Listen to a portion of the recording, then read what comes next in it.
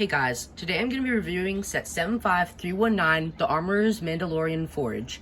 This set had 258 pieces. It retailed for $30 in the US back in 2021. This set unfortunately did retire last year, aka 2022, but nonetheless, this is an expensive set. Even after like 3 months after it had retired, it was already up to like 40 bucks. And it's because of Paz and the Armorer here, both exclusive to this set. Let's get into the Mandalorian, though. So the first minifigure is the Mandalorian. There's nothing special about him. He has his regular sniper, regular printed arms, jetpack, same printing everywhere. Nothing special, no head print, and yeah, just a basic Mandalorian minifig.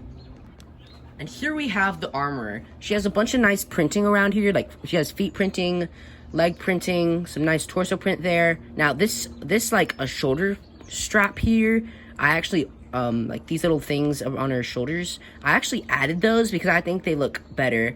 But yeah, I was just showing you that. But anyway, I got that in the Nutcracker CMF, and yeah, it looks pretty cool.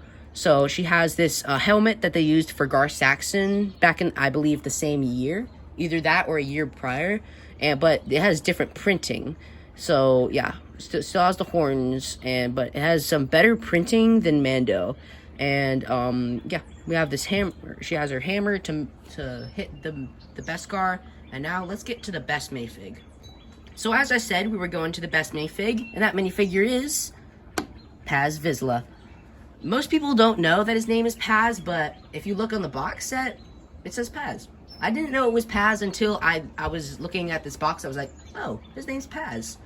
Also, if some of you don't know, which most of you probably don't, no offense, but I believe that Paz Vizsla was played by Jon Favreau, like aka the director of The Mandalorian. That's one of the reasons why this minifigure is worth so much. Another reason is it's just so cool. Like this blue Mandalorian here, we get like some printing on his helmet, black head, obviously.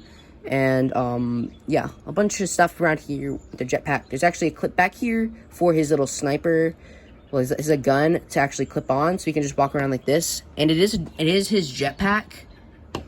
And, yeah, so, yeah, this is a pretty cool minifig, and it's definitely the reason why the set costs so much. And so here we have the Forge. As you can see over here, we have this claw. I think it's a claw anyway. It can move like this because it's on this little hinge piece here, which the blue, I think, kind of contrasts this lighter blue, but it's what they could do. But then, as you can see, this can move like this, and yeah, it looks pretty cool. We're going to move this over here so we can have full access to this. You can take someone like the Armorer, you can take her hammer off, and you can just push it right here. It will fit nicely on these claws. There are 4 of them around here, in case, like, you wanted to put, like, Mando's weapon right over, like, yeah, you could just stick it like that, and then you'd probably leave Paz's weapon right there, but I mean, I guess you could put his gun right there if you really wanted to, but yeah, we're gonna leave those there for now. But anyway, what you can also do is you can move her hand like this, and she can hold this thing that in the middle is smelting this piece of Beskar here. Now, it's in the gunmetal gray, and it's an ingot, so I think this looks really well for what we see in Mando. And yeah, we get 2 of them in this set. The other one's over there. We'll talk about that one in a second. And yeah, this piece can fit nice and neat between the flame pieces. So that looks pretty cool.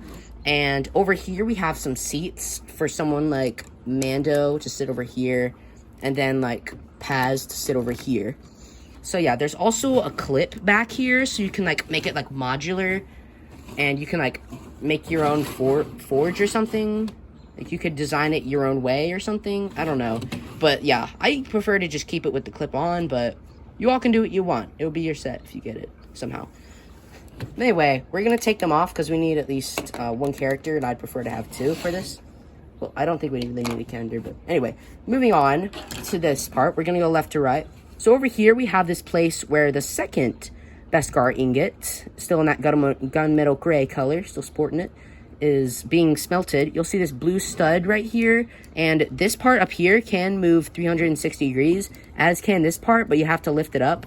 But you'd probably just keep it like in this position, and like we have a lever here that like you can pull it to like turn, and you can pretend like this is turning on. But over here, we have like this light over here, and then we have this light over here. And then over here, as you can see, I just pulled something off. We'll get to that in a second. We have some stickers here for some control panels. And then we have this really neat 1x1 clear cylinder. It's of this Mandalorian, maybe Boba Fett, or maybe Paz. But I don't know. It's of one of those guys, I feel like. Or it could just be another random Mandalorian. But I feel like this is another reason why this set is worth so much. Because this set so far doesn't have many flaws, if any. But anyway, moving on. Over here we have this crate, which you could pretend like someone like Paz is like jumping through the wall. Because there's only like, I mean, they never do that in Mandalorian, but I mean, if you had some stormtroopers, you could pretend like they were blowing up the wall or something. And just like they do in Mando.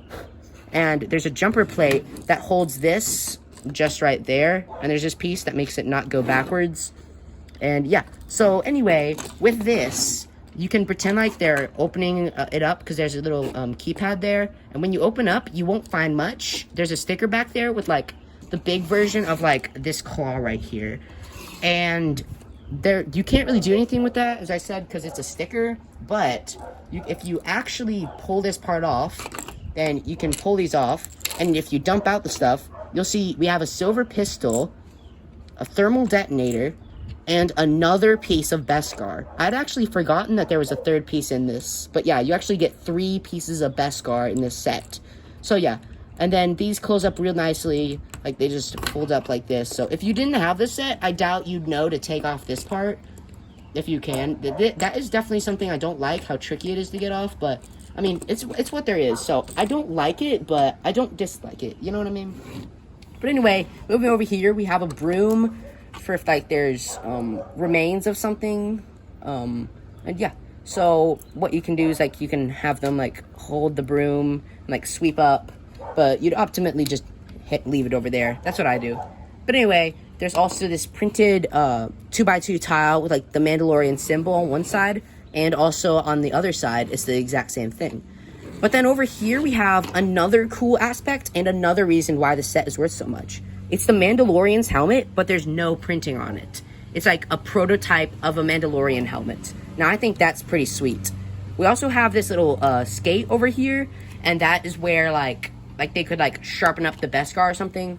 But then, of course, as I just skipped, we have the doorway, which a minifigure can sit real nicely under it. And I just think it looks real good in it. Overall, this was a great buy for $30.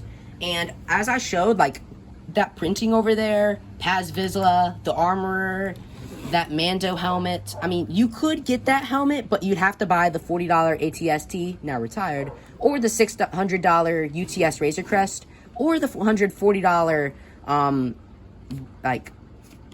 Razor Crest playset to get that helmet, and then you could smudge off the printing, but you would have that helmet. Or you could have just bought it in the $30 set that retired last year.